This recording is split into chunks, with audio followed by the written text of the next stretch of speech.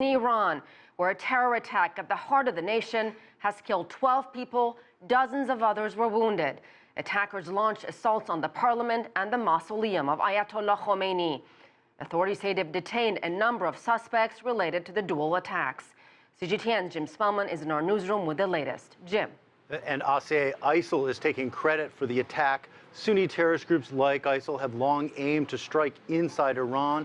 If the claim is true, this is believed to be the first time the group has successfully launched an attack in the Shiite powerhouse nation as terrorists hit two highly symbolic targets.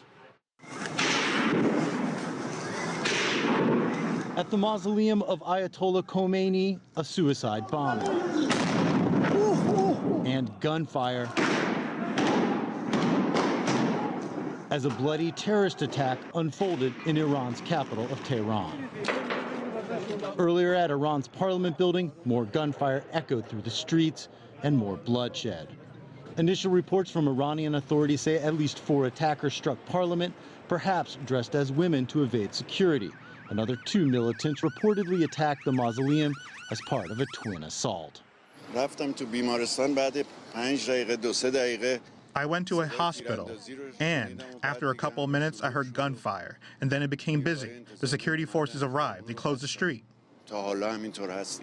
Security forces shot and killed the attackers who didn't die in the blasts. We saw one of them getting shot in the heart, and then they put him into a wheelchair and took him to a hospital. ISIL claimed credit for the attack on its social media channels, and the group released video from inside parliament threatening more attacks. Do you think we will go away? No, we will remain, God willing. Terrorist attacks inside Iran are rare, but ISIL and other Sunni terrorist groups have long threatened the Shia stronghold of Iran. Iran's Revolutionary Guard released a statement linking the attack to Saudi Arabia and the United States, but Saudi officials deny any involvement. If the claims are accurate, this does appear to be the first terrorist attack by ISIL inside Iran.